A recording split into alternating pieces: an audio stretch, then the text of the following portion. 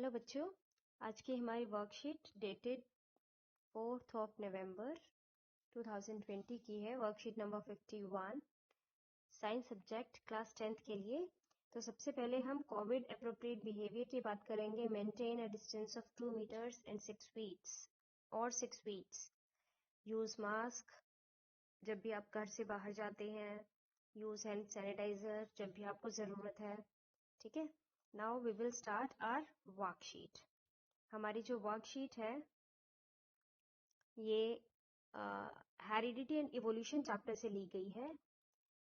और ये हमारी जो वर्कशीट है इसमें आज हम डिस्कस करेंगे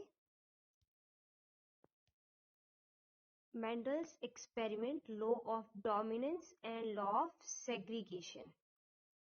ठीक है, तो मेंडल ने जो एक्सपेरिमेंट किया था उसके बेसिस पे लॉ ऑफ डोमिनेंस क्या है एंड लॉ ऑफ सेग्रीगेशन क्या है, हम उसके बारे में आज डिस्कस करेंगे। ओके, तो मेंडल ने क्या किया था? Mendel use plants that were pure breeding for a trait and considered contrasting characters. Mendel ने क्या किया था? प्लांट्स की ब्रीडिंग कराई थी। कौन सी किस तरह से? एक ट्रेट लिया और उसको उसके साथ दूसरा ट्रेट लिया, यानी कि एक अगर उसने टॉल प्लांट लिया तो उसके साथ एक शॉर्ट प्लांट भी लिया और इन्होंने इनकी ब्रीडिंग करा दी। ब्रीडिंग मतलब क्रॉस ब्रीड, यानी कि एक मेल प्लांट के रूप में उसने यूज किया, एक फीमेल प्लांट के रूप में उसने यूज किया। ओके, और क्रॉस ब्रीड कराने के बाद he cross breed plants with contrasting characters and studied the progeny of first generation and second generation and calculated ratio of plants with contrasting characters. देखो मेंडल ने बेटा क्या किया? मेंडल ने जो है सबसे पहले कॉन्ट्रास्टिंग कैरेक्टर्स लेकर जो है वो अपना एक एक्सपेरिमेंट किया और उस एक्सपेरिमेंट में उसने क्या पाया कि उसने एक अलग अलग ट्रेड्स उसने लिए। उन ट्रेड्स को ध्यान में रखते हुए उसने जो है उनकी क्रॉस ब्रीडिंग कराई। हमने पिछली उसमें अलग अलग ट्रेड्स पढ़े थे। कोई ट्रेड जो था वो कलर था, कोई पोड कलर था, कोई फ्लावर कलर था, कोई फ्लावर की पोजीशन थी, कोई जो है पी का जो साइज है, पी का जो कलर है उसके बेसिस पे है, कोई पी के जो टेक्सचर है उसके रिंकल्ड है या राउंड है, टॉल है या ड्राफ्ट प्लांट है। इस तरह से बहुत सारे कॉन्ट्रास्टिंग कैरेक्टर्स उसने लिए थे। तो उसने इन कॉन्ट्रास्टिंग कैरेक्टर्स की क्या कराई? क्रॉस ब्रीड कराई। क्रॉस ब्रीड यानी कि एक ट्रेड को उसने जो है वो मेल के रूप में यूज किया और दूसरे को फीमेल के रूप में। मतलब आपने पढ़ा था ना कि पॉलिनेशन कैसे होता है प्लांट्स में, कि मेल प्लांट के जो पॉलन्स हैं वो फीमेल प्लांट के स्टिग्मा से अटैच हो जाते हैं और फिर उसके फ्लावर में, ओवरी में जाकर जो है फर्टिलाइजेशन होता है और फ्रूट बनता है और उसमें फिर सीड भी बनता है और सीड से फिर नया प्लांट बनता है। ठीक है, तो ऐसे उसने क्या किया? इनकी क्रॉस ब्रीड कराई।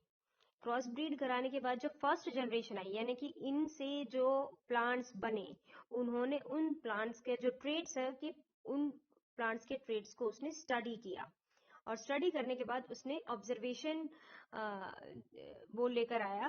फिर उसने इनकी जो है आपस में इनका फिर सेल्फ पॉलिनेशन कराया, यानी कि इसी प्लांट की प्रोजेनी को इसी प्लांट की दूसरी प्रोजेनी के साथ जो है उनको सेल्फ पॉलिनेशन कराया और फिर F2 जनरेशन को स्टडी किया। तो क्या था उसका एक्सपेरिमेंट? चलो हम देख लेते हैं। Mendel's experiment. Mendel's experiment. What is Mendel's experiment? Mendel, with his careful experiments, uncovered the secret of heredity or how plants pass characteristics to their offsprings. उसने जो प्लांट्स के कैरेक्टरिस्टिक्स पढ़े और ये देखा कि कैसे पेरेंट्स से जो कैरेक्टरिस्टिक्स है वो बच्चों तक, ऑफस्प्रिंग तक पहुंचते हैं। Okay, after that, Mendel noticed that the plants in his garden were not the blend of the parents. For example, a tall plant and a short plant had offsprings that were either tall or short, but not medium in height.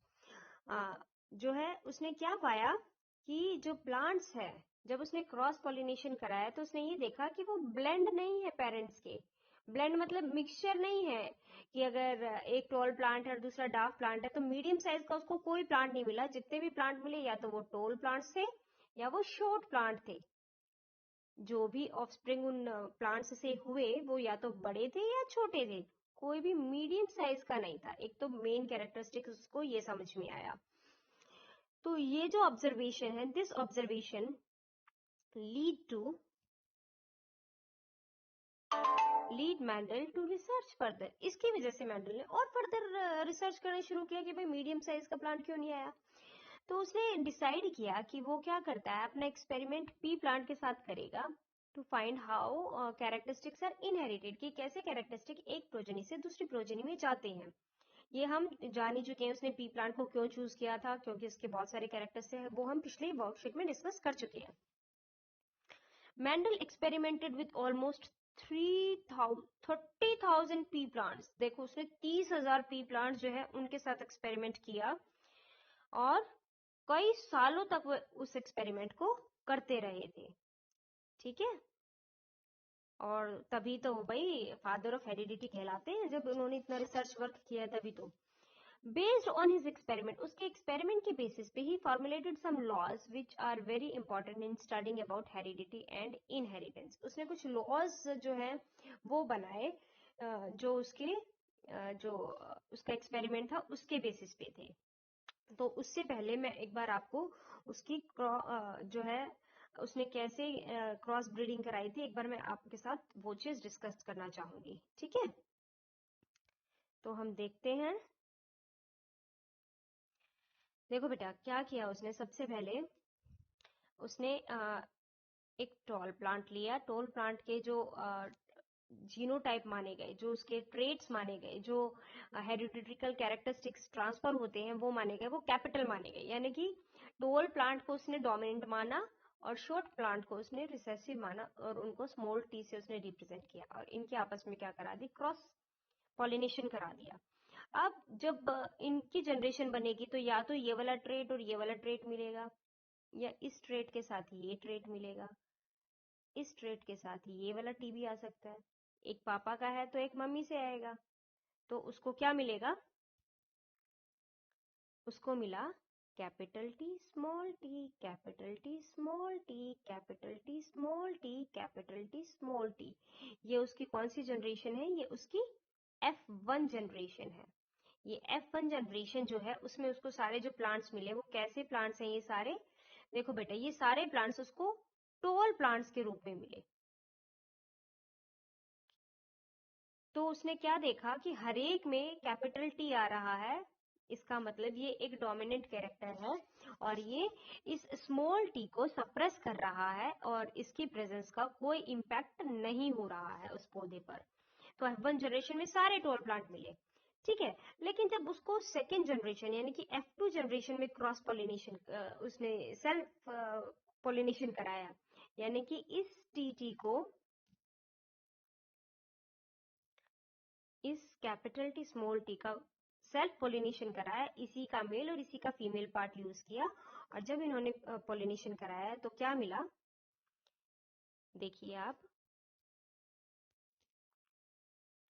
F2 के लिए उसने capital T small T को capital T small T से ही cross कराया। ठीक है, तो जब उसने क्रॉस कराया तो आप देखिए बेटा यहां से क्या मिलेगा, एक कैपिटल टी दूसरा कैपिटल टी, यहां से इसको क्या मिलेगा, एक कैपिटल टी एक स्मॉल टी, यहां से उसे क्या मिलेगा, एक स्मॉल टी एक कैपिटल टी, और यहां से उसको क्या मिलेगा, small T and small T. तो उसने क्या पाया कि उसे इस तरह से प्लांट्स मिले जो तीन प्लांट तो थे टॉल, क्योंकि इनमें कैपिटल टी का कैरेक्टर आ रहा है, चाहे एक हो चाहे दो उससे कोई फर्क नहीं पड़ता, लेकिन कैपिटल टी आ रहा है, ये डोमिनेंट कैरेक्टर है। तो वो उसने पाया कि क्या थे, तीन टॉल प्लांट थे और इसमें कोई भी कैपिटल टी नहीं है, सारे स्मॉल टी हैं, तो एक उसको स्मॉल प्लांट मिला। ये सेकेंड जनरेशन की बात है। तो इस एक्सपेरिमेंट से उसने कुछ निष्कर्ष निकाले, वो निष्कर्ष क्या थे, हम उन निष्कर्षों को अभी डिस्कस करते हैं। ठीक है, तो लेट स्टार्ट नाउ। कि based on his experiment he formulated some laws which are important in studying about heredity and inheritance, और उसके बेसिस पे उसने कुछ अपने लॉज सिलेक्ट किए और वही लॉज आगे चल के हेरिडिटी और इनहेरिटेंस में बहुत ही इंपॉर्टेंट रोल प्ले करने लगे। क्लियर है?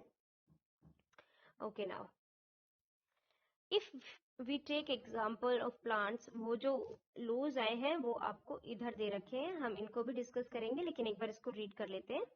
If we take example of plants that were cross-pollinated with true breeding for violet flower with plants, true breeding for white flowers. मैंने आपको कैपिटल टी और स्मॉल टी से बताया है, यानी कि टॉल और डार्क प्लांट से बताया है। इन्होंने क्या किया, इन्होंने फ्लावर कलर को यूज किया व्हाइट एंड वायलेट, ठीक है, उन्होंने इसकी क्रॉस पॉलिनेशन कराया।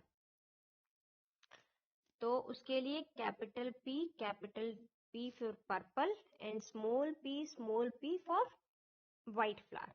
तो अगर हम इसको करेंगे तो हमें क्या मिलेगा, हर सिचुएशन में हमें कैपिटल पी और स्मॉल पी ही मिलेगा ना। हर सिचुएशन में आप देख सकते हैं, हर सिचुएशन में एक कैपिटल पी एक स्मॉल पी, यानी कि जो F1 जनरेशन है उसमें जो है वो क्या मिलेगा, F1 जनरेशन में हमें हमेशा ही पर्पल फ्लावर मिलेगा, है ना। पर्पल या वॉयलेट कह सकते हैं आप, वॉयलेट।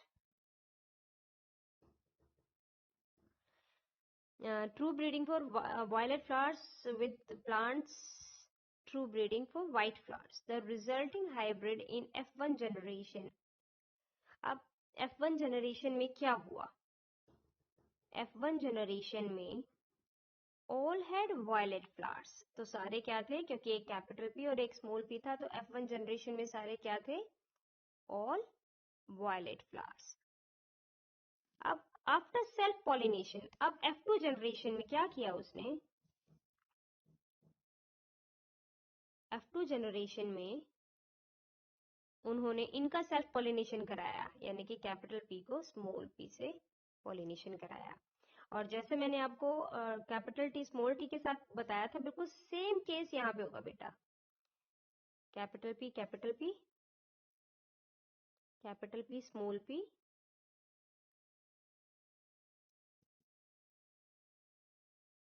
सॉरी,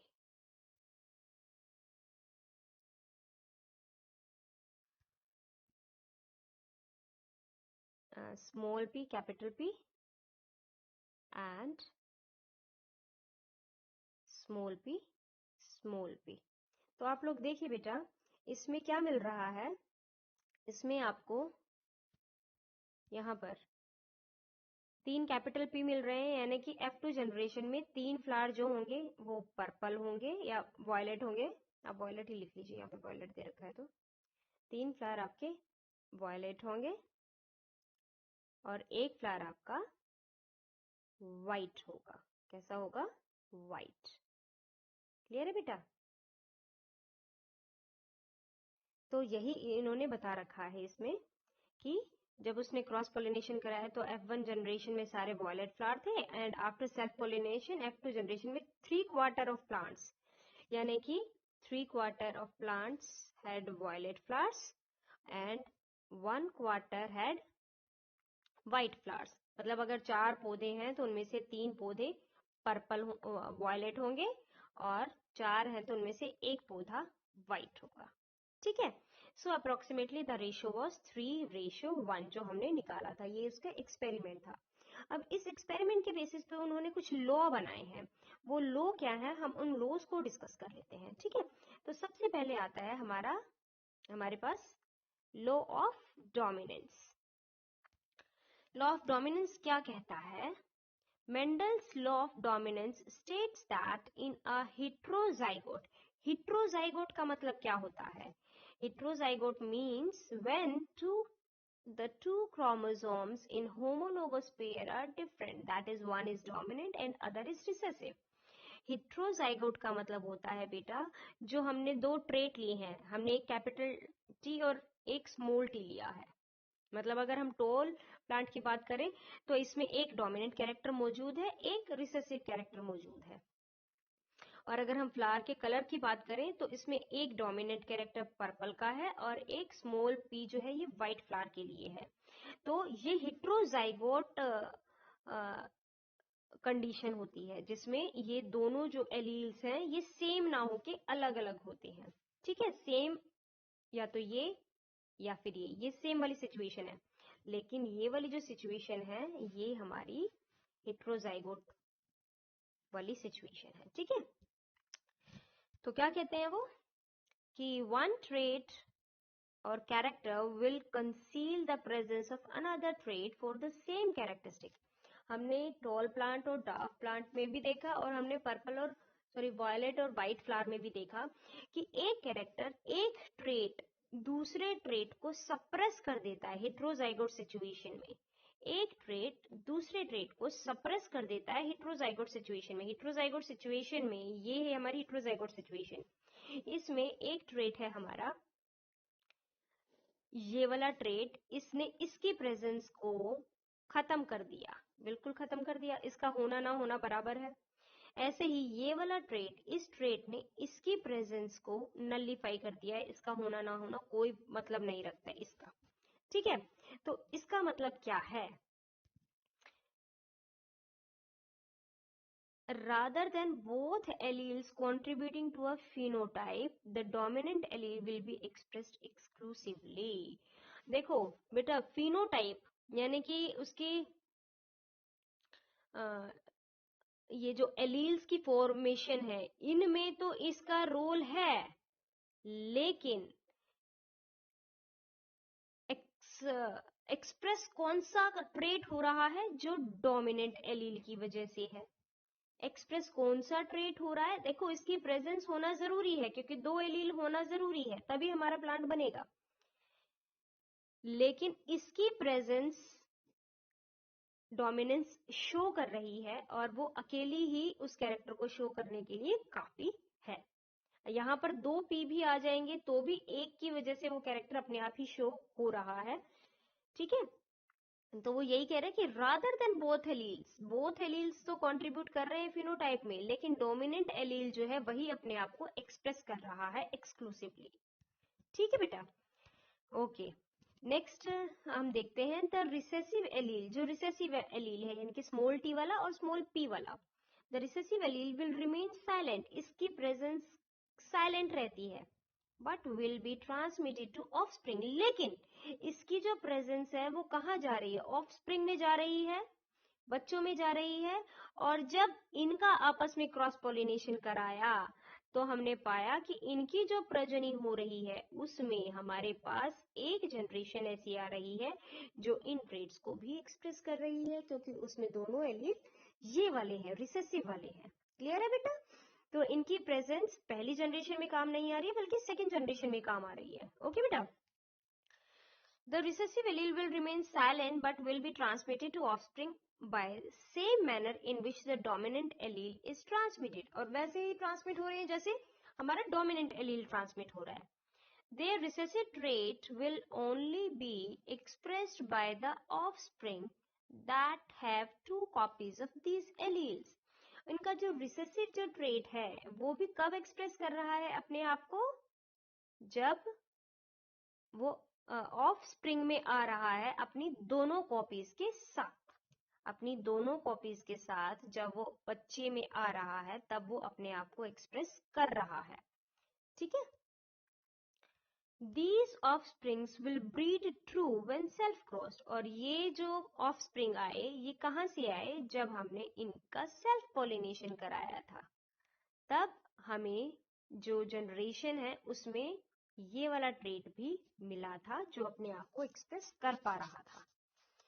ठीक है, तो इसकी स्टडी से हमें क्या पता चला?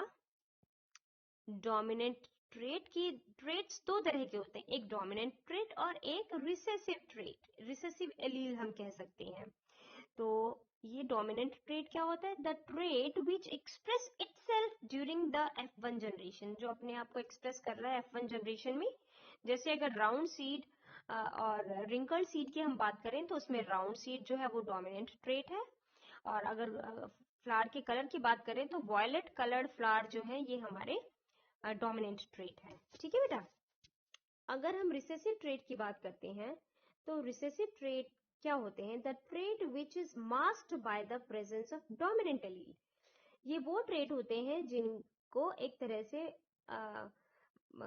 Which is masked by the presence of dominant allele. Dominant allele की प्रेजेंस में उनकी कोई वैल्यू नहीं रहती है, वो एक तरह से मास्क के रूप में काम कर रहे हैं, यानी कि वो उसके साथ तो है लेकिन शो नहीं हो पा रहे हैं। जैसे कि रिंकल सीड्स और व्हाइट कलर्ड फ्लावर, ये हमारे दोनों ही कैरेक्टर जो हैं ये हमारे रिसेसिव ट्रेट है। ठीक है बेटा। अब बारी आती है, ये था हमारा पहला लॉ। अब दूसरा लॉ है law of segregation, monohybrid cross. Law of segregation क्या है? डोमिनेंस तो समझ में आ गया कि दो ट्रेड्स है, उनमें से एक ट्रेड डोमिनेंट है और दूसरा ट्रेड रिसेसिव है। डोमिनेंट ट्रेड वो होगा जिसकी सिंगल प्रेजेंस से ही उसके ट्रेड एक्सप्रेस हो रहे हैं। अब बारी आती है मोनोहाइब्रिड क्रॉस की। ठीक है, तो मोनोहाइब्रिड क्रॉस क्या कहती है? Monohybrid cross, Mendel observed that traits which were absent in the F1 generation had reappeared in F2 generation. This law explained that the pair of alleles segregate from each other during gamete formation so that only one allele will be present in each gamete. Segregation का मतलब क्या है कि हरेक allele की अपनी importance है। Self pollination में ये एलील अलग हो जाता है इस एलील से, यानी कि इस एलील का अपना अलग काम है और इस एलील का अपना अलग काम है। लाइकवाइज ये दो हमारे पास थे एलील्स, उनमें से इस एलील का कुछ और काम है, इस एलील का कुछ और काम है। ये हमने कब देखा? जब हमने F2 जनरेशन की बात की थी। ठीक है, यानी कि F1 जनरेशन में Mendel observe that traits which were absent in F1 generation, की वो ट्रेड जो F1 जनरेशन में एब्सेंट थे, जैसे कि हम फ्लावर के कलर की बात करते हैं, कौन सा ट्रेड एब्सेंट था? ये वाला ट्रेड एब्सेंट था। दे रीअपियर्ड इन F2 जनरेशन। वो F2 जनरेशन में जब हमें एक व्हाइट फ्लावर का पौधा मिला था, तब हमें ये शो हो रहा था, वो अपने आप को, इसका मतलब F2 जनरेशन में शो करता है। तो ये जो लॉ है, ये लॉ क्या कहता है? This law explains that the pair of alleles segregate from each other, कि जो alleles हैं वो अपने आप को अलग अलग कर पा रहे हैं ड्यूरिंग गैमीट फॉर्मेशन। जब गैमीट बनता है तो उस फॉर्मेशन में दोनों ने अपने आप को अलग अलग कर लिया। Only one allele will be present in each gamete. हर एक गैमीट में सिर्फ एक ही एलील मौजूद होगा। Mendel proposed this law after observing that pea plants with two different traits produce offsprings that all express the dominant trait, but the following generation express the dominant and recessive trait in 3:1. और Mendel ने ये चीज कब पाई? जब उसने Mendel ने क्या observe किया था? जब पी प्लांट के साथ उसने अपनी डिफरेंट ट्रेट्स के साथ पी प्लांट को क्रॉस ब्रीड कराया, तो देखा कि F1 जनरेशन में ये शो नहीं हो रहे थे जो ट्रेट, वो F2 जनरेशन में दोबारा शो होने लग गए। और किस रेशो से शो हो रहे थे? 3:1 से वो शो हो रहे थे। ठीक है, तो इससे वो अपने लॉ ऑफ सेग्रीगेशन पे जो है के निष्कर्ष पर पहुंचे। और इसमें बेटा ये जीनोटाइप रेशियो लिखा हुआ है, मैं आपको ये रेशियो भी बता देती हूँ कि जीनोटाइप और फिनोटाइप क्या होता है। फिनोटाइप होता है बेटा आउटर अपीयरेंस, कि पौधा दिखने में कैसा है। अगर हम इनकी बात करें तो इनका जीनोटाइप, इनका फिनोटाइप तीनों का क्या है? टॉल है। लेकिन अगर हम जीनोटाइप की बात करें कि इसमें कौन कौन से एलील मौजूद है, एक कैपिटल है एक स्मॉल है, इसमें एक कैपिटल है एक स्मॉल है। ठीक है, तो दो तो ऐसे हो गए जिसमें एक कैपिटल एक स्मॉल है, और ये दोनों ही कैपिटल है, ये सिर्फ एक ही ट्रेट है। तो आउटर अपीयरेंस फिनोटाइप है और ये जीनोटाइप है। जीनोटाइप मतलब उसमें कौन कौन से एलील के पेयर मौजूद है, और फिनोटाइप मतलब वो आउटर अपीयरेंस उसकी कैसी है। क्लियर है? अब हम इसके क्वेश्चंस डिस्कस करते हैं। तो सबसे पहले बात आती है हमारे पास फर्स्ट क्वेश्चन की। फर्स्ट क्वेश्चन क्या कहता है, what are dominant and recessive alleles. तो हम डोमिनेंट और रिसेसिव एलील की अभी भी हमने बात की थी, और क्या होते हैं डोमिनेंट और रिसेसिव एलील, वो आपको यहाँ पर दे रखे हैं। यहाँ से आप डेफिनेशन अपने आप से इजीली लिख सकते हैं। The traits which express itself during F1 generation, वो हमारे डोमिनेंट ट्रेड होंगे, और रिसेसिव डोमिनेंट एलील्स होंगे, और जो अपने आप को एक्सप्रेस नहीं कर पा रहे वो रिसेसिव एलील्स हैं, वो जो डोमिनेंट एलील्स इनको मास्क कर देते हैं। ठीक है, अब सेकंड क्वेश्चन की बात आती है, draw a sketch of monohybrid cross showing law of segregation. ये आपकी बुक में भी बहुत अच्छे से बना हुआ है, मैंने भी आपको समझाया है, तो आप बुक से देखना चाहो तो बुक वाला कर सकते हो, और जो मैंने समझाया है अगर वो वाला करना चाहते हो तो वो भी आप कर सकते हो।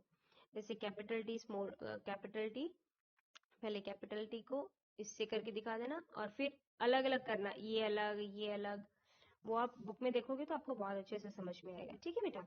Now third question is define heterozygous. Heterozygous क्या होता है, ये भी मैं आपको बता चुकी हूँ। हिट्रोजाइगस आपको यहाँ दे रखा है, ये है आपका हेट्रोजाइगस। जब when two chromosomes in the homologous pair are different, that is one dominant and one recessive, तो ये हेट्रोजाइगस की कंडीशन होती है। ठीक है, अब बारी आती है, अ ट्रेट में B inherited but may not be expressed, justify the statement with an example. तो इसमें आपको क्या बताना है कि एक ट्रेट जो है, मैंने आपको आंसर्स में आपको सेंड कर दूंगी, कि एक ट्रेट जो है वो इनहेरिटेड होता है लेकिन अपने आप को एक्सप्रेस नहीं कर पा रहा, जैसे कि इस सिचुएशन में। तो आपको ये स्टेटमेंट एक्सप्लेन करनी है कि वो अपने आप को एक्सप्रेस क्यों नहीं कर पा रहा है। ठीक है, तो ये आपको जस्टिफाई करना है इस स्टेटमेंट को, कि कब होती है ये स्टेटमेंट, जब F1 जनरेशन में जो ट्रेट है वो हमें दोनों तरह के एलील्स मिल जाते हैं, लेकिन शो सिर्फ वही वाला ट्रेट करेगा जिसमें डोमिनेंट एलील मौजूद है। डोमिनेंट एलील की मौजूदगी ही उसके ट्रेट को एक्सप्रेस कर पाएगी। अगर दोनों ही एलील्स हमारे रिसेसिव है, केवल उसी सिचुएशन में हमारा रिसेसिव एलील की जो कंडीशन है वो एक्सप्रेस हो पाएगी, अदरवाइज नहीं हो पाएगी। ठीक है, तो आई होप आपको ये समझ में आ गई होगी। एक बार फिर से मैं आपको कोविड का मैसेज दे देती हूँ, मेंटेन डिस्टेंस ऑफ 2 मीटर्स। ठीक है, use mask and be safe, be at home. Okay बेटा।